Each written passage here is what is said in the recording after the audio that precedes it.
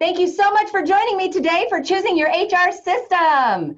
This is going to be a robust hour, and you might want to have a pen and paper nearby in case you want to take notes. But do know that I am Nicole Martin. I am the Chief Empowerment Officer and founder of HR Boost, a boutique HR shared services firm right here in Chicagoland. And this is a topic that I've been just stewing and brewing on for the last 9 years in business. And I see that Laura's live with us. Hi, Laura. I love that you're a client. I love that you're out there building bridges across the country with Gale Construction. Thank you for joining me. And know that I am excited about this topic because for 9 years, ever since jumping ship from corporate and starting my own business, I have learned that the biggest and best HR systems are restricted to the big businesses across our country. Literally, the companies out there that are providing those systems, like Workday, for example, these are really cool systems, but they're only selling to businesses with 3,000 employees or more. Some of them even 4,000 employees or more. And they're not selling their systems or even quoting or making available the coolest systems out there to the middle market, which is where HR Boost devotes all of its time. And so knowing that fact, know that I'm going to do my very best to help you understand what an HR system is, what it can do, why I'm passionate about bringing HCM, human capital management systems, to the small and middle market businesses that are out there. And I've been trying really hard to do that for 9 years now in my business, but I have finally found a solution and I cannot wait to share it with you. I'm calling it the STAR solution, and I promise to reveal it to you before the end. But I'm going to take you through the madness that is HR systems and help you understand a couple of things that I've learned. I'll sum it up right away for you. There's two things. One, a system cannot replace an HR professional in your business, right? We want to keep the human and human resources, but the systems can optimize the humans in the business based on getting, tactical things out of the way, driving accuracy and consistency. And so understand that even if you purchase an HR system, whether you know it as an app or a download or something you take into your business right now, it does not replace the human in the business. Whether you be the Chief Empowerment Officer like me, the HR professional, the broker that's connecting to your clients, whoever you may be, know that the system does not replace you. I think the second thing I wanted you to know was that I have yet to find a system that is the end all be all for me in HR. And I've been looking for it for quite some time. I've even served as a domain expert for people who were developing systems. And some of them are really cool. Some of them are great. It has a lot to do, though, with the life cycle of where you are in your business, your budget, your pace of utilization, and also your sophistication. I've worked with some small businesses that buy, they could have 10 employees and they buy and sell businesses for fun. And they're already into analytics land because they speak that language. But then I can also work with another business, maybe upwards of 500 employees even, and they still are working with a simple database type of system. And we'll talk about what that means in a minute, but they're not into global analytics yet. And they're stuck in just gathering data and not doing a lot with it. So it just depends on where you're at on that journey as well. But there is a system out there for you, no matter where you are on that journey. But my goal is to help you get a system that is as robust as what the big businesses have. Because at HR Boost, we believe in strategic HR, day one, employee one. And I believe that all of you will be fighting for talent. And I do mean fighting for talent, because the talent war is done. Talent has won. They will choose if they're going to work for you or somebody else. And small businesses across this country are fighting for talent against big businesses who have greater resources, greater budgets, etc. And I want to make that playing field fair. So let's dive in, shall we? I have 5 areas that we're going to dive into. And if you're too short on time right now, just come back for the replay. But if you're with me, you're going to go in order through these 5 areas with me in the next 55 minutes, let's say. Step 1, what do I need to know before I even consider purchasing an HR system? And this is something I've become pretty passionate about because I've seen many businesses. We've had the experience in my business now serving over, nearly 600 businesses in Chicagoland over the last 9 years. Different sizes, industry agnostic. And I've walked into, the room a little too late in some business environments where I've seen businesses spend $300,000 on an ERP, for example, thinking that it's going to do everything it can for their business, and then people not embracing that change and it never gets utilized. I've also seen systems purchases, you know, recently even within the HR suite, where somebody was sold something that they thought that system could do something for them, only to have put down the implementation fees, allocate their resources, and discover that that system can't do what they thought it could at all. And this is actually how I even started my business. Back in 2010, I started getting invited into rooms that people were looking at proposals of different, you know, payroll bureau companies or companies that were getting into the PEO market, for example, through their software sales and their software as a service services. And I'd look at what they were looking for. You'd hear the pain of what the client's dealing with and go, no, but that doesn't happen in the system. A lot of HR things have to be built outside of the system. So understand that the system is there to help you make something consistent once it's been formulated. It makes it consistent, and then you can decentralize it across the organization, and it can optimize that. But really, what are you looking for in the first place? And really connecting that need or that pain to the system that is best for you. And understand that I have worked in companies with frugal CEOs and built the best place to work in partnership with CFOs with no HRIS, and literally building something off of Excel and Word, because at the end of the day, it's all about how you make people feel. So please know that. We're going to start with, what do you really need? And then, what is an HR system anyway? There are so many acronyms out there. You could Google search right now and you could put in an HRIS and you would learn that's a human resource information system. You could Google an HCM and you would find out that's a human capital management system.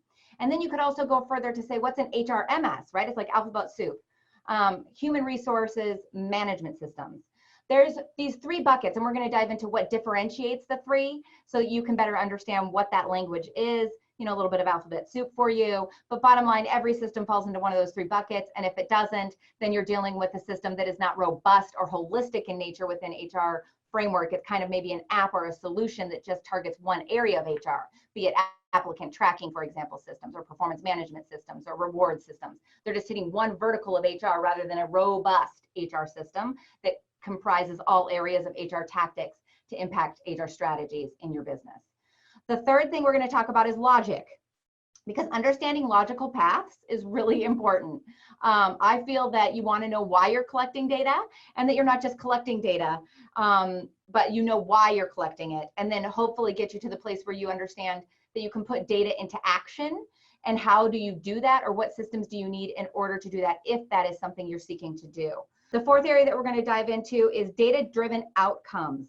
Some people don't understand HR metrics, and I don't expect you to unless you came up within HR like I did. And a lot of those metrics are changing right now with the use of technology, and it really can optimize a business if they're working with the right data outcomes or expectations from their HR departments in order to drive business strategy and realize results on your investment, not only in the people, but the systems that you employ within your business. So we're going to talk about that. I think that systems need to be agile. The world is changing. Obviously, there are businesses out there working and sourcing talent from all different areas, not just employee W-2s and 1099s, for example, but also having to work with resource partners. And this is something that we can talk about. You have to have really robust systems to be able to meet your business and hit the ground running. A lot of the payroll bureau companies are even working to paying out people as the work is incurred, not on predetermined payroll batches, for example. They're wanting to actually fund employees today if they worked. And so there's a lot of agility going on in systems, and it's important to understand that you really can find a system that meets your needs. Lastly, we're going to get into why I believe your business deserves strategic HR day one, employee one. If you know me already, this is something that you know from just knowing me. But if you're new to me, please understand this is something that HR Boost is very committed to. And then we're going to help you understand our STAR solution. And I'm just coining it at the STAR solution because it's too complicated to tell you how I've come about making this possible for the small business and middle market businesses that I'm talking to, but I've been working hard on doing it, and we're calling it a system that is our STAR solution. It may not be the end all be all solution for everybody.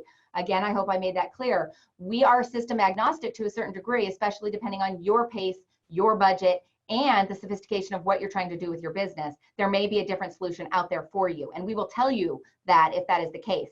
But we're here to unveil for you the STAR solution that we are working with right now through a new strategic alliance partnership to bring you a system that is scalable, timely, actionable, and will give you the reporting that you need in your business to actually be strategic and employ the talent in your business to compete and rival big competition. Are you guys ready? I hope so.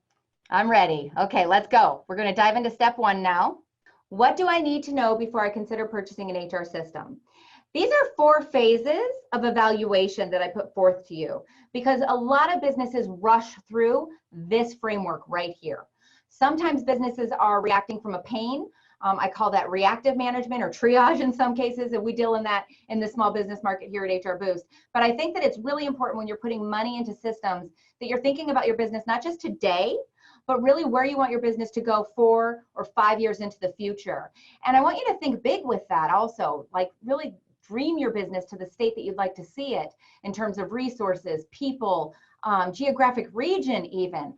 There's some clients that we have that are really growing through acquisition across the national framework, and that can change your system needs in a heartbeat. I really think that virtually every business is seeking a competitive advantage and trying to reduce their expenses. And so clearly that's where systems come into play.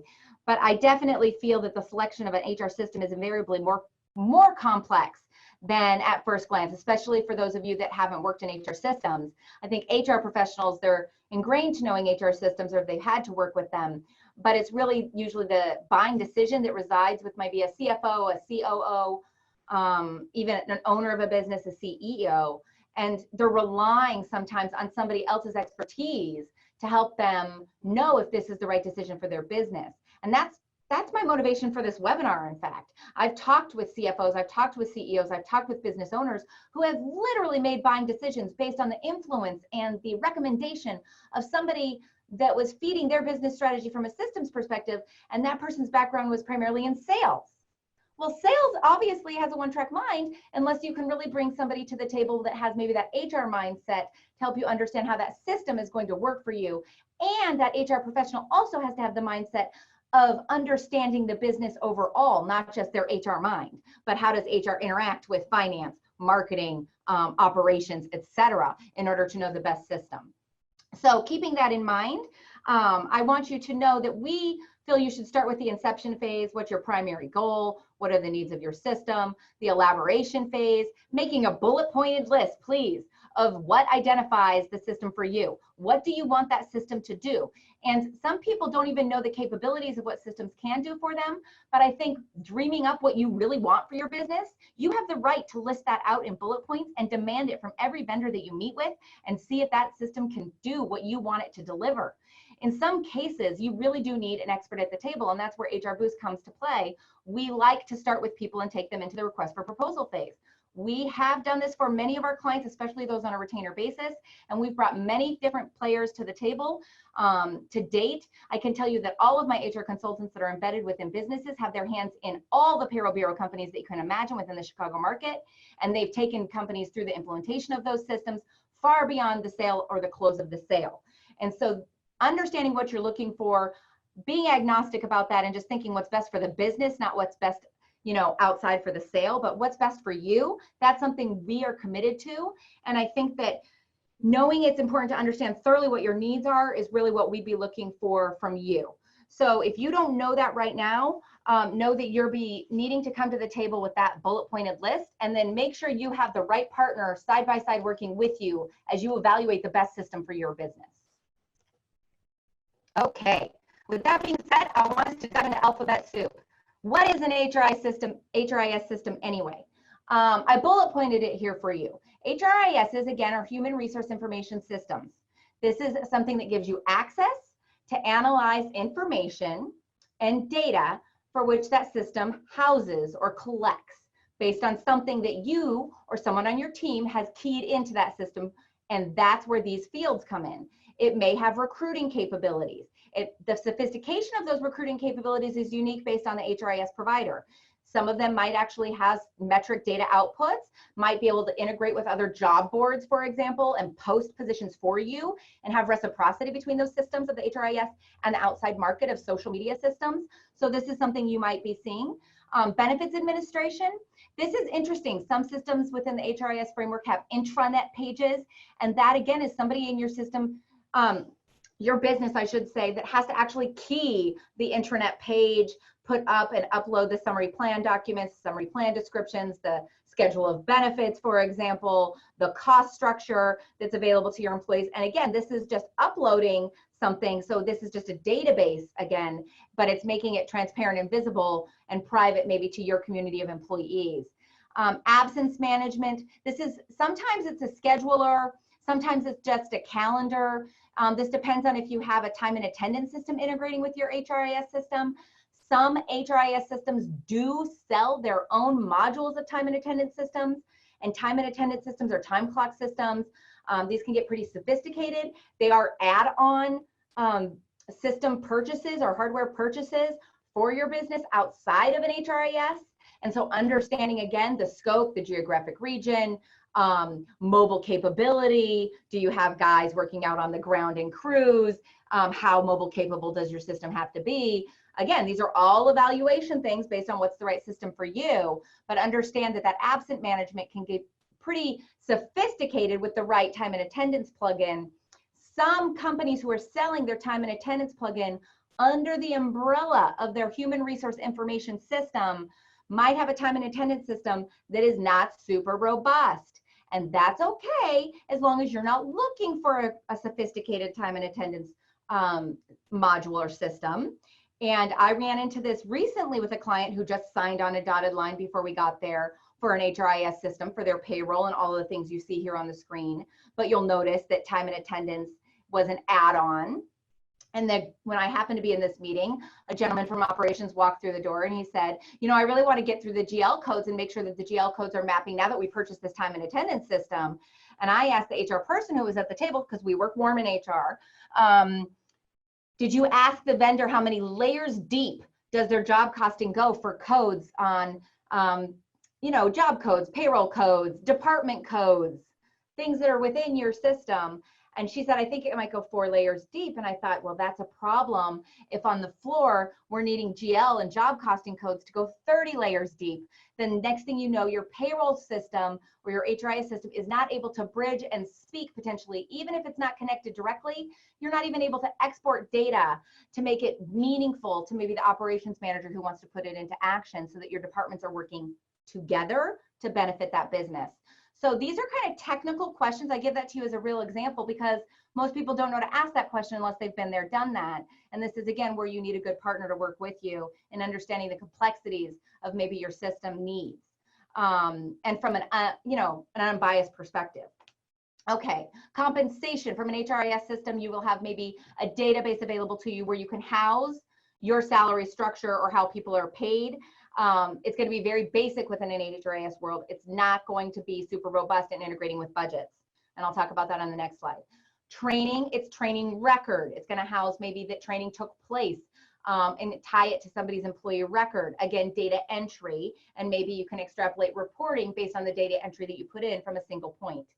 The workflow, some of this is prescribed and you may have some customization based on your workflow, but again, this becomes a huge project for somebody in-house. If you don't have the resources in-house, you're going to need a partner potentially like HRBoost who helps you with your workflow. And this is different than the implementation from a software perspective. If I brought in a payroll provider today with a payroll bureau company system, they would say, oh yes, we're very committed to implementation and we'll work it and we'll be there through the entire first 3-month phase. But I can tell you at HRBoost, implementation for us and working with our clients has usually a 36-month scope. 36 months to be able to say, okay, let's build the job descriptions. Let's build your performance management framework. Let's understand how we're going to pay people. Again, all those things happen outside of a system. Self-service is very important when you're talking about empowering people to key their own data for you. You don't want to be handing in forms like I-9s and W-2s and change of data, bank direct deposits, for example, and just basic transactional things where you have somebody else on your system and your team that's keying all that data for you and housing it and filing those papers. It's nice when you can turn on a system and have self-reporting where it's my responsibility as a woman who just got married last weekend, hypothetically, to come in and key that I just got married and give you my name update. So self-service enables that. Reporting is very important. Sometimes systems have very complicated reporting structures. You want to see it, feel it, touch it before you buy ever, and make sure that it's something that is user-friendly and doable. I've been in companies where I've had to take special classes even to understand the reporting. You run into that typically with human resource management systems, bigger systems, but you want to make sure you look at the reporting on the HRIS framework before you buy it. Okay, any questions on HRIS? I don't see any chats coming through, so we're just going to move right ahead. We're going to get in now to what is an HCM system. An HCM system is the human capital management system. And human capital management systems are meant to help you manage the data and optimize your operations. Notice that it's quite different. It can have a little bit more going on than just the bells and whistles of just a database, for example. Hey, Bob, welcome. I see that you just joined us. It's nice to just see you today. Okay, moving forward.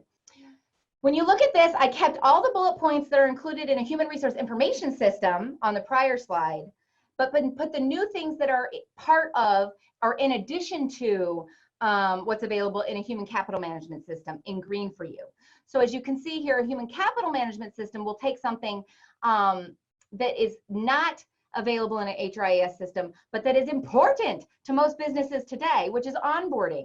How do we actually onboard our talent, or how do we get systems to actually digitally walk somebody through all the things that they must turn into HR, and potentially how can we have somebody that comes on as a new hire key all their own data before they start day one.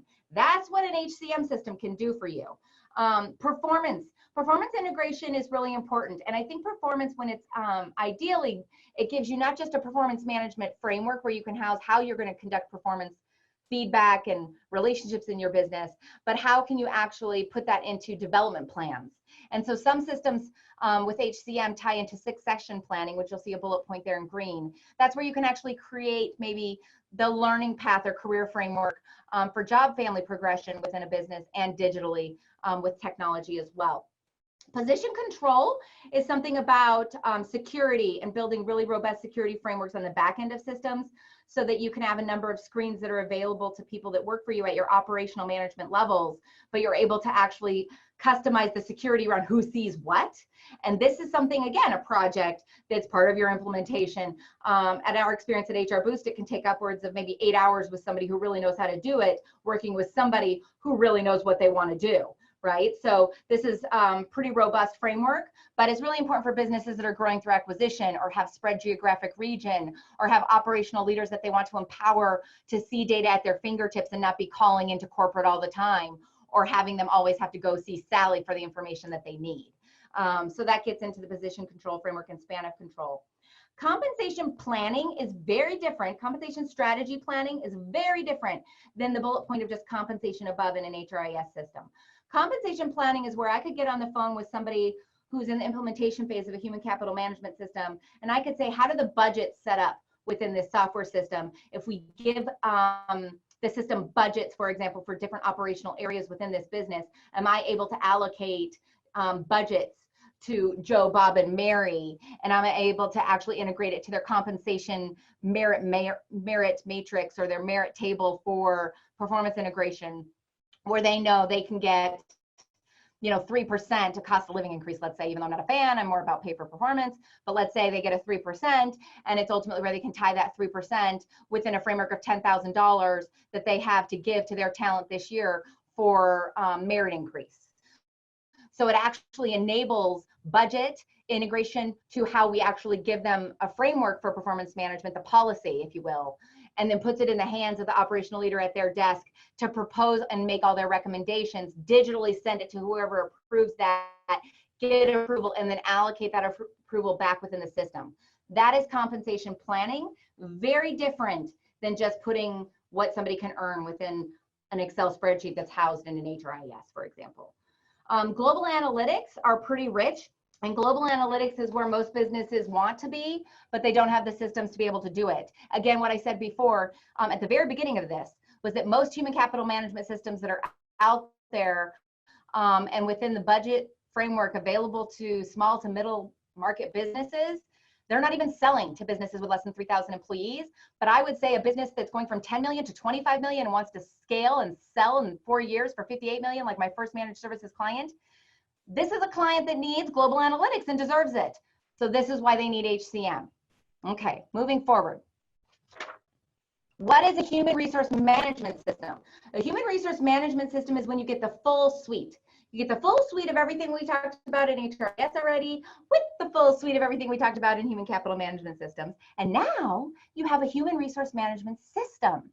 When I talk about that, that's where you can maximize the operations, as it says here, manage your payroll and your productivity. So it's going to bring your labor systems in, it's going to bring your payroll systems in, and it's going to join it up with everything that we just talked about within the human capital management framework and the human resource information systems framework. So there you have all your bullet points green now. There are some systems out there that I've had access to that are human resource management systems, and the global analytics framework was only limited based on the sophistication of that system. My last in-house job, my employer had Sage Abra systems, for example. Sage Abra systems are human resource management systems. They are very robust. It is something that the business invests in and they can house, and they can run their complete HR system in-house. And it also requires some payroll in-house as well versus outsourcing your payroll, for example. So it has some contingency requirements. It depends on the resources that you have in-house. If you can actually support and utilize what a human resource management system can do for your business. But I think it's really important for you to understand the difference. These are our systems that can interpret and integrate data across multiple data points. So for example, they could run reports with the fields that are housed within each of these bullet points. There may be hundreds of different fields within each of these modules or bullet points within that system, and they're able to report and correlate data across modules so that you can get a little bit more intellectual data and reporting to show you more information from a two-point perspective. We're going to talk a little bit about that in a minute, but I think that human resource management systems are very good for businesses that have ERP systems where you already have an enterprise resource planning system, for example, and those are unique to industry in some cases. They can be quite broad and varied, but a true strategic HR department will know how and want to be working with the financial team to be able to integrate their HR data, their human capital data, with the financial data, with what's happening out in the field and operations, so that we can have a global perspective of true global analytics. And this is why human resource management systems are built to bridge. Sometimes you have to hire custom programmers to build bridges on the back end of systems if the providers don't already have those bridges built. But typically those systems that are out there that are human resource management systems, you can ask them on the front end, what systems do you bridge to for no charge, right? If they give you a charge, that means there's some custom development going into it. And your goal when you're making these purchases is to try and get bridges built and integrating for your systems without a charge. I have seen some companies, and I'm not joking, spend $200,000 on the integration of maybe their human resource management system to their ERP system through the resources of a consulting partner, which is something maybe they didn't see at the beginning of the outset when we're talking about that evaluation stage of what you need. And I think these are unforeseen costs that can be hidden, that can traumatize you actually over a span of years as you make that system, quote unquote, work for you. I would argue that I'd love for small, mid-sized businesses to have a system that can, quote unquote, work for them. Okay. Let's get into the questions of logic. So it's very easy to understand logical paths. I think many of us have, seen maybe this model before, but I put it in front of you so that you know that we always have to start with that global 30,000 foot perspective, which is what is our purpose or mission of our program, effort, or initiative. So getting back to what you're trying to do and why. Excuse me while I take a drink. But it's often suggested, that improved decisions about human capital and greater credibility for the HR profession come from just the HR professional. But I would say that's not necessarily true. A true strategic HR professional is going to be looking outward to other areas of the business, not just the inputs that come into my department, for example, and what barriers I have to getting information, but going out and hearing the pain of the people and getting what activities and programs need to be happening, what's happening out on the ground, what are the systems and things that we can drive efficiency through, and then understanding what's going to come out of those initiatives in terms of ROI or effectiveness. But we cannot just do that again from the HR perspective. It's really where the decision sciences like finance and marketing that have proven bodies of knowledge, and has a body of knowledge. I, for example, have credentials based on having mastered the body of knowledge of HR. But I would argue that most businesses that you walk into today, they know the body of knowledge and respect the body of knowledge of finance and marketing, for example, but they may not necessarily understand that there's a body of knowledge that they already understand and can hit the ground running with, like finance, HR. And so it's our job in HR, if you have that body of knowledge, to be working outwardly, externally, to bridge to finance and marketing professionals within the business or C-suite executives, so that you can actually help them understand how you can be of value, how you can actually work with them for a win-win, so we can have greater outcomes together using the data that we both collect. This is very important, and this is why it's important to come back to this just logic model and kind of understand, what are the situational inputs and resources that I have? What are the activities and outputs that I'm looking to deliver upon? What are the effects and results that I'm actually looking to drive forward with?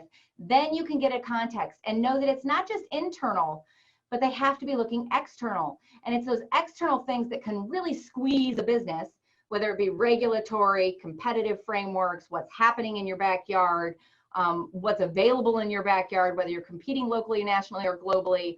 All these different things can change the context and the conditions of the system that you need for your business. And I would argue that if you don't have all of this out the gate, then we shouldn't be looking at a system just yet, right? We want to have all this information so we know, again, what is it that we really need, and what is it that we're going to put into action, and our budget, what can we afford? And at what pace are we growing this business? At what pace are we scaling this business? Is it something we can do methodically along the way and invest in when we have those resources as we earn revenue?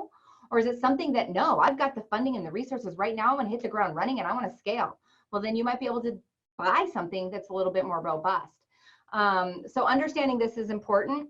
But again, it's up to the people in HR to really drive relationships with the stakeholders in other areas of the business to help people understand what those human capital metrics are. Because I would say that even from when I was in grad school and the last few years of what's available, not only from a human capital metric standpoint, but just what happened in 2019 alone with people analytics and systems and technology advancements. It's really up to the professionals in each of those respective areas to just shed light on what's the opportunity. And I've known the opportunity for quite some time, but I've been so frustrated by the fact that the systems that the big players haven't been available to the small market businesses that are out there. And so I'm excited to tell you I have a solution. Okay, moving forward, let's talk about this. CFOs, again, are really valuable members to a team. The financial members of any business really let us know if we're making money or not, right? Help us understand what's going on. And we can't do a whole lot within business without money, as we all know. But what's sad is that there was a survey, and this is something that was sourced from the, let's see here, I have it there for you on the bottom of the slide. The Economist Intelligence Unit Limited. This was an article, and I cited this a couple years back, so it's kind of age data, maybe 2 years old, let's say. But this is when you ask a CFO, what do they say is the most useful way to measure HR? And this is their voice. They're actually saying, you know, that the employee satisfaction surveys is something that they feel is really important. 23% of CFOs said that. And I would argue that employee satisfaction surveys are one type of survey, but really culture surveys should have a framework where they're measuring 5 areas of satisfaction, not just employee satisfaction, but employee engagement, personal growth and development, values, personal values and how they tie to the organizational values, and last but not least, collaboration. So I would say you don't even have a valuable engagement survey if it's not measuring those 5 areas. And that's something to say right there, where the HR framework, the strategic HR framework, can really partner with CFOs so that we actually know that we're working together. External ranking by top employers, 9% of the CFOs that answered this survey said that that was important. From an HR perspective, I would argue that every single business, if you're trying to attract talent, skilled talent, especially within the framework of the marketplace right now where we're in a tight market, it helps. It definitely does more than just an indirect help. It's a direct help to the bottom line, I would argue. If you are an employer of choice, if you've been recognized by a third party of choice, I think that it adds to your credibility, and credibility is cash, and cash is in your pocket. So I would say I'd like to see that metric higher. Times that key roles remain open, that's an old metric. they're saying, yeah, it's important that we fill positions fast, but anybody that's HR knows that every position in every company out there has an open vacancy. Most of you drive down the street and see help wanted signs right now, and it's really competitive against low wage earning jobs. If you just go through the retail and hospitality sectors, you'll see help wanted signs on every door right now. I call that the talent emergency, something I wrote about 3 years ago. So I would say the time that key roles remain open is a past descriptive data metric. It's really about, okay, no, how long is it going to take us to actually make talent here? We know that if we can't find skilled talent, we're going to have to hire unskilled talent. And then we know we're going to have to actually create, invest, and develop that talent. How long does it take for us to actually develop that talent? And how do we increase and improve that metric? It's our make-buy ratio. And I would argue that's a metric that every business, whether you're big, small, or large, needs to be measuring and have their finger on in terms of the pulse of it. Benefits costs, again, this is a CFO perspective. They're saying 16% of CFOs really feel that HR should be measuring benefits cost, and I definitely agree we should be measuring benefits costs.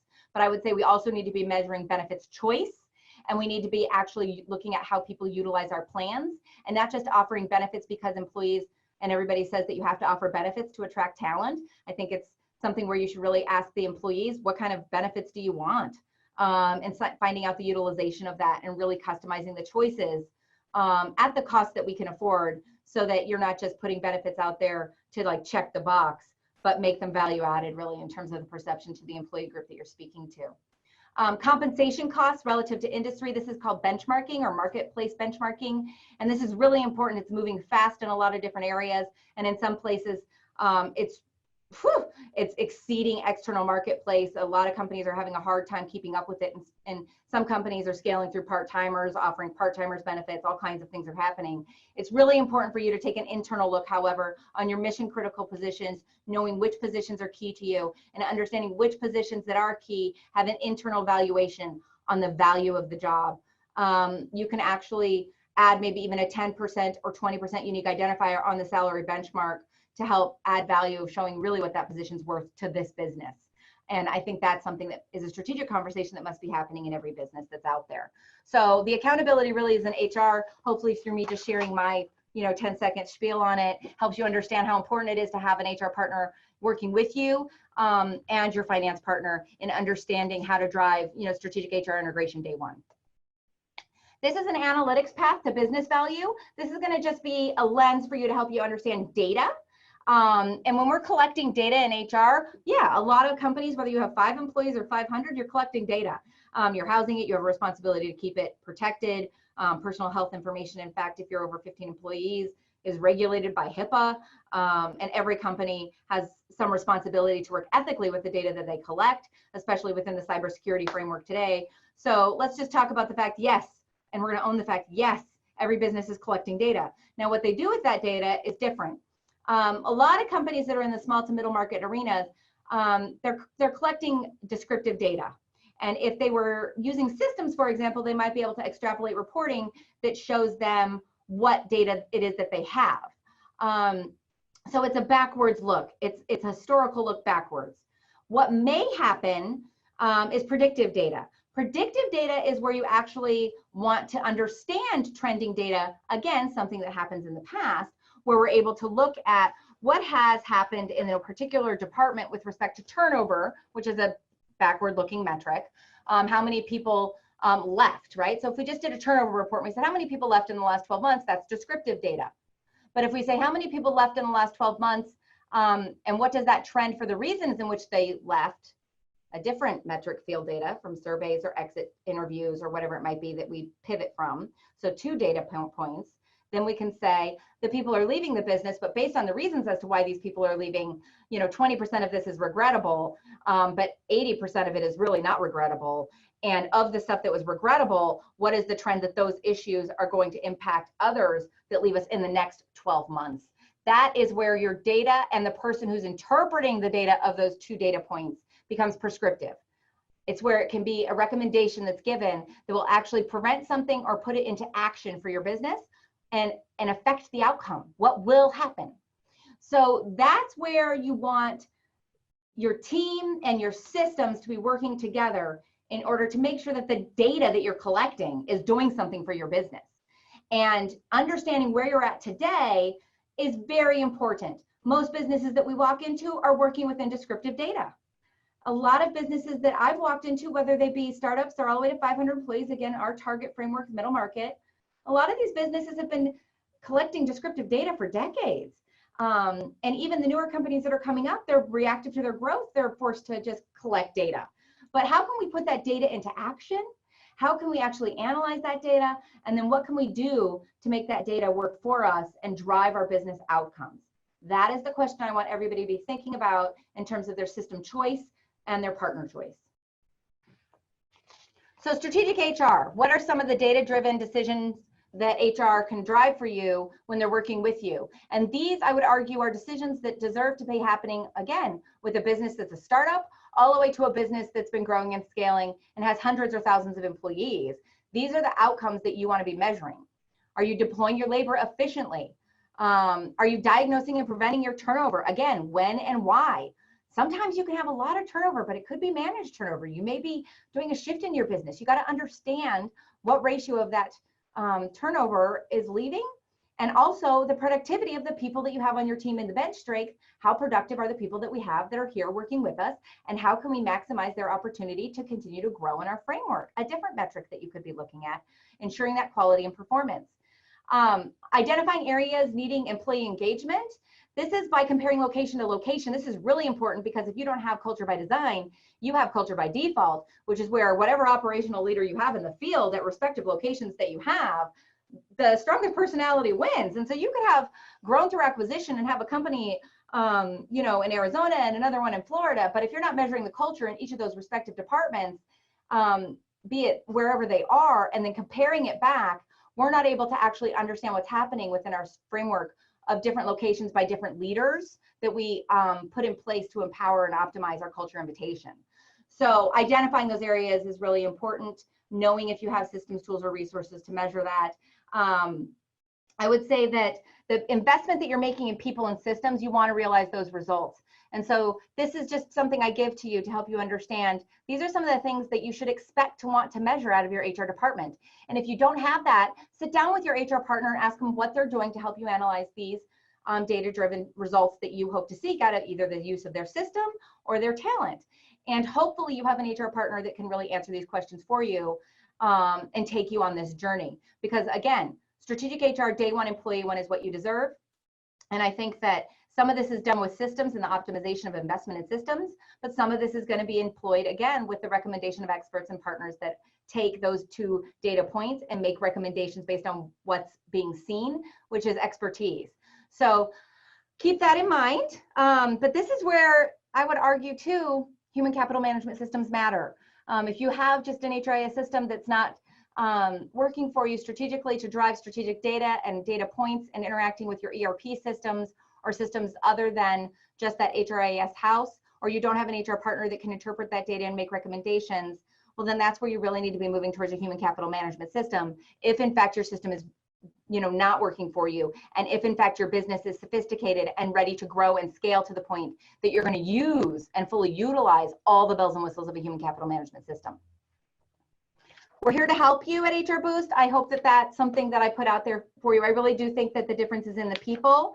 And, you know, we work warmly with your staff, including HR professionals. This is something where we have a unique lens at HRBoost because we're in so many different companies across industry and size, and we've worked with so many different systems and platforms and players in the marketplace. We really do believe in helping people utilize the system that they've already invested in. We did a project last year for a client. They clearly are global. They had 5 people already working in HR within their world, their national best place to work. And we were very thrilled to be able to partner with them in taking an old school system, which is performance management geared, but then create outside of the system the career lattice framework, and then help and train their management team on how to implement and strategize and put into action the conversation about how do you grow here, and here's how you can grow here, and here's how I'm going to help you. Those are all things that help them qualitatively outside of systems again, but we're here to help you.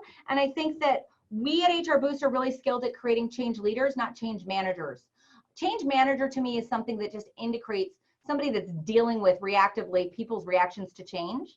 And I would like to say that each of us can be empowered with the right knowledge and the right people at the table to help people feel comfortable with the why behind the change, get buy-in across the process as to why this change is necessary and where it's going to take us, and then invite people on the journey to help make it happen. Happen is very important. Happen faster, very important, and get us to the place of utilization and realizing the results of that investment. So just know we're boosters on standby. I'm really excited to announce to you where I am today at HR Boost.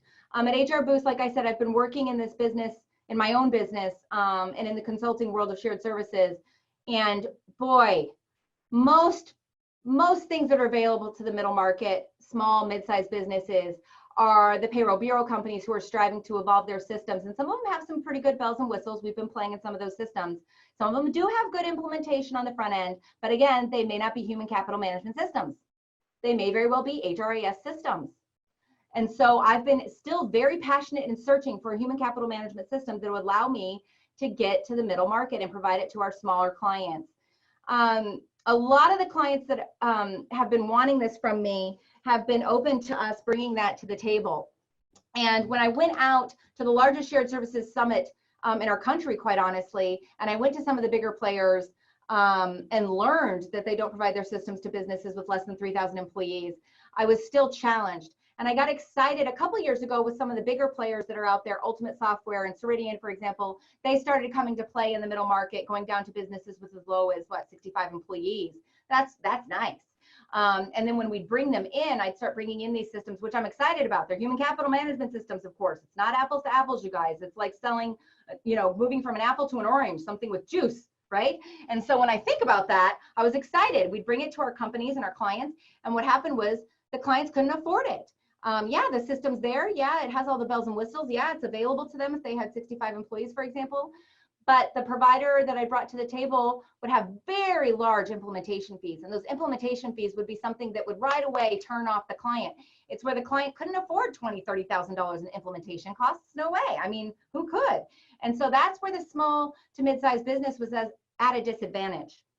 And I've been really frustrated by this and trying really hard to figure out how I could do this. And I've expressed it to many people that I work with in my network. And I've had the pleasure of being connected now to somebody who believes in it as much as I do. At Collaboration Software Partners, these guys believe in the middle market and small businesses as much as I do, and want to bring the resources and tools of human capital management frameworks to the small to middle market businesses as much as I do. And when I got talking with them, I was pretty excited about the opportunity to be able to bring the human capital management framework to the small to mid-sized businesses that we work with. And I realized that if I was partnering with those businesses, I could put some of my own passion and risk tolerance in the game to say I'm willing to invest in those small to mid-sized businesses if they're willing to invest in us. And as a result of that, I'm able to say that we've partnered with Collaboration Software Partners. They're an authorized Kronos business partner, and Netfully, who's 29 years strong, been doing the technical implementations of building the workflow process and taking your policy, building the rules and the ins and outs of those systems from a technical perspective. And here at HR Boost, we're pretty well and seasoned and skilled at being able to be in your business as the HR voice, making sure that all of that happens and then putting into reality after the sale is long and gone and you're needing to implement it and create buy-in among your workforce. So that's where HR Boost comes in. This is something where we are committed to partnering with you all the way from kickoff, the RFP, discovery, what are we trying to do, building it, what does it need to do, creating that custom framework of the system, the bells and whistles, and then all the way to the go live through support. And again, support at HR Boost, for some of our clients, no joke, it has been moving from an HRIS system, growing through acquisition across state lines, buy a couple of businesses, integrate them, and then grow to something that we think is an HCM system, realize it's not that, go through all that implementation of that system, back to another system, HR Boost still being there through the whole ride, and then coming back to a system that finally is a human capital management system that will work for that business. That's 3 system changes in less than 4 years with HR Boost as a partner. That gives you an example of what we do here at HR Boost. We are committed to making sure that you are getting what you need out of your system. Furthermore, making sure that you're getting the system that's right for you based on the sophistication and readiness of your business. There's no point in buying the bells and whistles if you're not going to turn the bells and whistles on. Fair? If you're ready for the bells and whistles, well, then we want to help you turn them on. Most systems out there look kind of like this, right? We want to work the way you want to work. We give you the insights you need. It's all in one in a modern cloud. A lot of systems that are out there that are selling will tell you this. It's hard to tell the difference between, you know, am I talking truth? Are they talking truth? Are we all selling the same system? And I will tell you that most companies are selling the same system, but they're selling you if you're in the small to middle market, they're selling you a human resource information system, not a human capital management system and not a human resource management system. Again, there are a few players in the middle market right now that I could tell you are building and selling a human capital management system for you. So knowing that I have this partnership with Collaboration Software Partners and we're committed to bringing you a human capital management software system is key. Yeah, it brings you human resource management. So do the other guys. Yeah, it's going to bring you workforce management. So do the other guys. Yes, it's going to bring you payroll management. So do the other guys. Everything benefits. Now this is where it gets dicey. Some companies out there, they'll have the benefits portals. They'll be telling you that they bridge to the carriers, but I'll tell you that Collaboration Software Partners now is working with a platform that bridges with over 600 carriers in the network. And when I talk to different people about the fact of what we're doing here at HR Boost and that we're committed to this, one of the first houses that called me was a brokerage firm. And they said, Nicole, what are you doing over at HR Boost? And I said, here, I'll send you the list. Is it 360? They said, I said, yeah, some of it is 360. Send them the list. They're going to be our first beta client that we're taking through demo to see if it's something good for them, let alone their clients. And that's what we're committed to at HR Boost. Not only does it have carrier connectivity, but it's got the 401k integration solutions to help you be reporting to your respective state and local authorities on time, every time. Some of you have small businesses where it's like your office manager that's wire transferring 401k deferrals. And did you know that you're regulated to have to transfer that within a very tight time frame? And if your office manager is responsible for accounts receivable and accounts payable and that, what if they end up not transferring it for over 30 days? Guess who's on the cuff? You. This is important stuff. So it's transactional, but there's regulatory frameworks for it. And it's important for you to know that your system actually expedites those things for you so that you can keep building your business and not having to think about all the things that you can, you know, bootstrap you. COBRA administration. Our Everything Benefits solution does COBRA administration. It makes sure that we're providing access to in-house compliance experts, getting rid of your manual and paper-based processes and seamlessly complying with all the regulatory framework. And this is really important because when you're talking about COBRA, you're talking about the people that are no longer with your business, let alone the people that are with your business. So how much administration do you want going to the people that are no longer with your business? You need that automated as best as you can do it, for sure. And then that leads us to benefits reconciliation. A lot of small businesses have somebody that's getting the invoice, if you will, from Blue Cross Blue Shield or Delta Dental or whatever it might be. And they're line iteming who's on this bill. And they're going over to their system of who's enrolled in this, right? Descriptive data. These are the people who opted in. These are the people who didn't opt in. These are the people who fell off this month. They're highlighting and they're doing this all manually. Oh my gosh. We actually can say with our STAR solution that Everything Benefits will automate all of that and run a report and show you discrepancies so that we can actually catch up to errors, which there are errors, you guys, and errors in benefits comes back to money out your door that potentially you didn't have to pay if these things don't happen timely, or money that you could have kept and allocated to some other resource. So automating this and making it work, not in months, but in like weeks through implementation, that's what I'm talking about. That's the expectation I'm looking for. Wanting to reduce your non-compliance, your liabilities, and freeing up your time and resources so that maybe the person who's in-house in finance can actually do something like forecast your financial model rather than show you what happened. That's pretty rich, right? Optimizing your talent that's on your bench right now and making it work for you. So we're looking and talking about an integrated system at HR Boost. This is what we want for our clients. And again, not every client is going to go this way, and we're okay with that. We still work with clients that work with payroll bureau companies. We're system agnostic. Again, we work with startups that might do everything in Excel. They might have bought a one-off just app to get them through one pain point right now. So whatever's right for that system based on their maturity and the pace and budget that they have. But I wanted everybody on this call to know the difference between an HRIS system and a human capital management system, and know that there is a way that you can now access, whether you have 5 employees, 10 employees, 50 employees, 250 employees, or 500 employees, anything less than 3,000 employees, to be quite honest, actually. If you have anything less than that, we at HR Boost are partnered and be able to give you a human capital management system if that's really what you want. As far as the implementation fees, I'm taking the personal risk to make sure that we spread those implementation fees so that you don't pay $20,000 to $30,000 on the front end. Because why? Because we believe in strategic HR, day one, employee one. We want you to have a powerful cloud-based system. We want you to be able to bridge to your GL systems and your ERP systems and do predictive analytics out of your business and your data. We want you to actually be competing for talent and putting all those systems to work for you so that you can spread your business and grow and scale across state lines, having multiple state FEIN codes and tax situations that aren't, hamstrung by a system that doesn't grow with your business. Our STAR solution is business driven. It starts with customized solutions, and you only pay for what you use. You turn on the parachute that opens for you right now. Again, a lot of HR is built outside of that system. And that's where it's important for you to know that you have a system where you can turn on only what you need when you need it. You don't want to buy the whole hog if you're not going to eat the whole hog, right? So understanding that is really important. And that way you can get a system that grows with you and grows with you at the pace that you need.